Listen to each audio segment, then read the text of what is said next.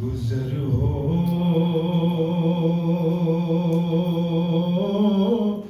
जाए मेरा भी अगर तैबा की गलियों में, गुजर हो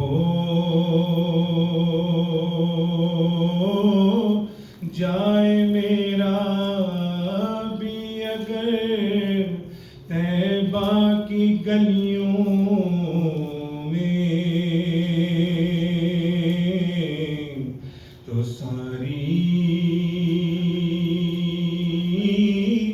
जिंदगी कर दो बसर तैबा की गलियों में। हवाएं रहमतें हक की वहाँ चलती हैं रोज़ो शब। या रसूल अल्लाह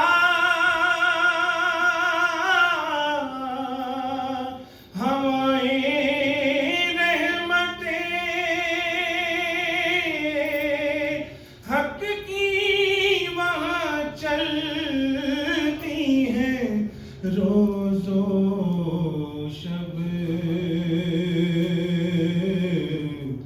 बरसता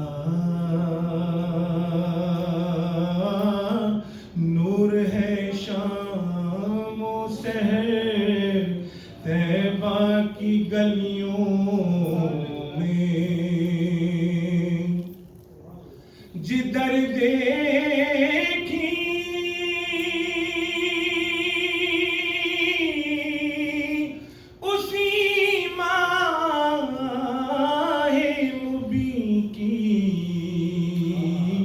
चांदनी देखी जमाले मुस्तफा आया नजर तैबा की गलियों में। मोहम्मद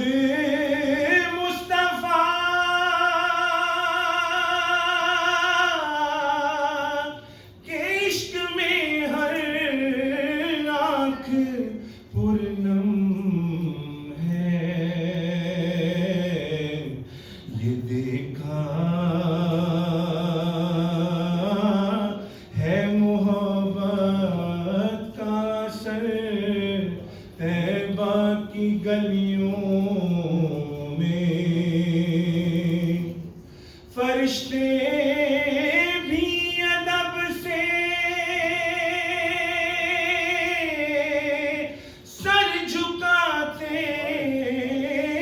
है वहाँ राशिद मेरी भी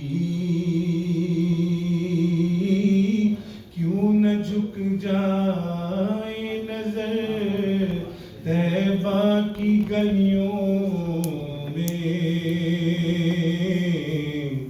गुजर हो जाए मेरा भी अगर तैबा की गलियों में।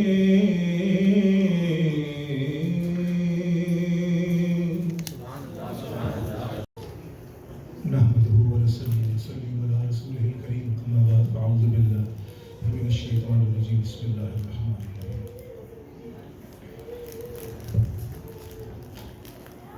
कोई तो है जो निज़ाम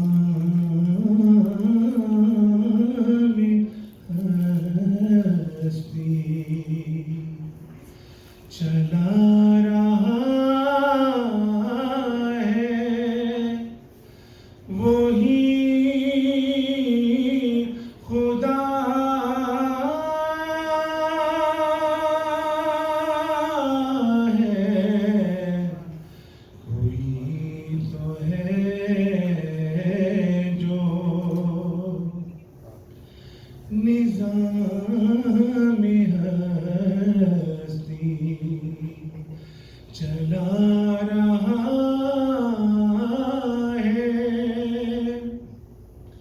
वही खुदा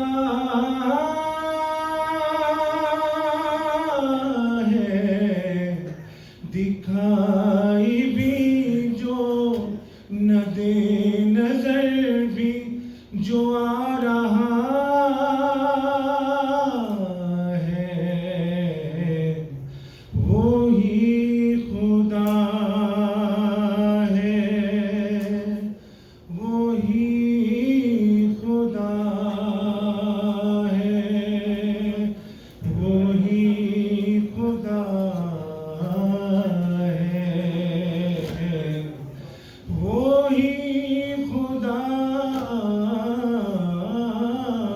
है। तलाश उसको न कर बुतों में, वो है बदलती हुई रुतों में, जो दिन को रात और रात को दिन बना रहा है, वो ही खुदा है, वो ही खुदा है, वो ही खुदा है, वो ही खुदा है। किसी को सोचो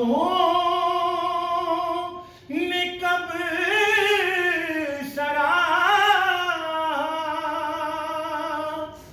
वो ही हुआ जो खुदा ने चाहा, जो इख्तियारे बशर पे पहरे बिठा रहा है, वो ही खुदा है, वो ही खुदा है, वो ही खुदा है, वो ही खुदा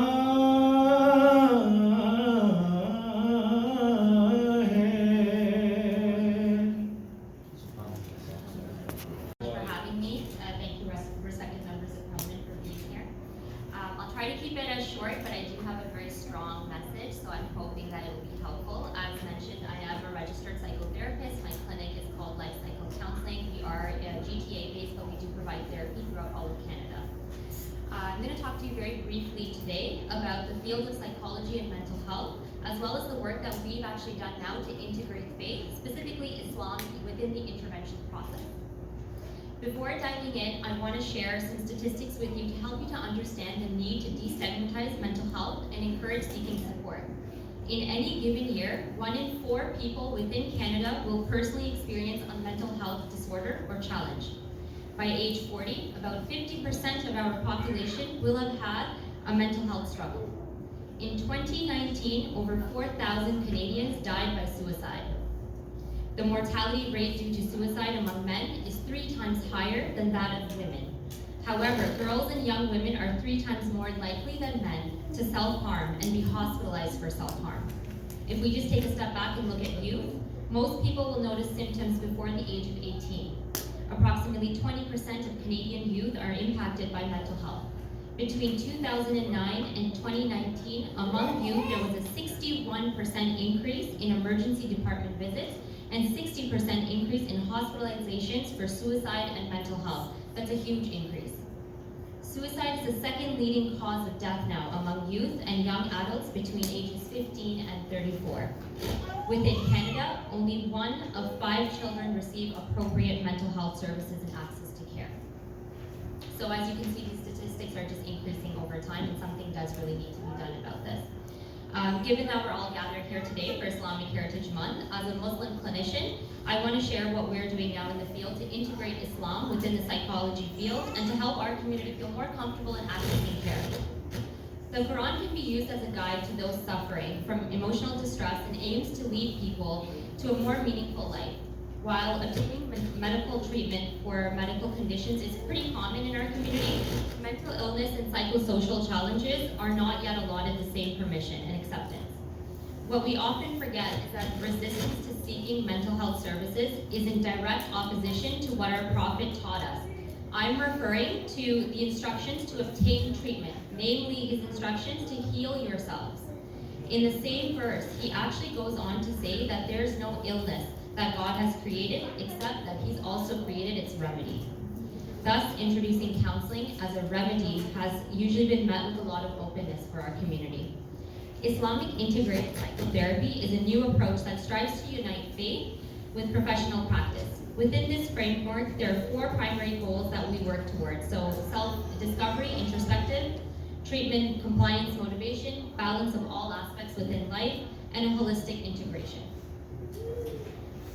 This method of intervention targets 4 parts of our human psyche: the aql, cognition; nafs, behavioral inclinations; ruh, the spirit; and ihsas, your emotions. The goal then becomes to acquire a contemplative mind, to have an angelic spirit, to develop emotional regulation, and have a tranquil and calm ego. When we look at the Prophet's life, we know that he had a multi-dimensional and psycho-spiritual approach in coping with negative life events. This is actually something that we refer to in psychology now as the heart method. This approach targets 6 areas. Taqwa and tawakkul, so the Prophet had a deeply ingrained schema of taqwa, God consciousness, and tawakkul, which is reliance on trust and God. Compassion, he had a compassion-based schema. A schema is a guide for your thought process. His included sincere goodwill towards all creations.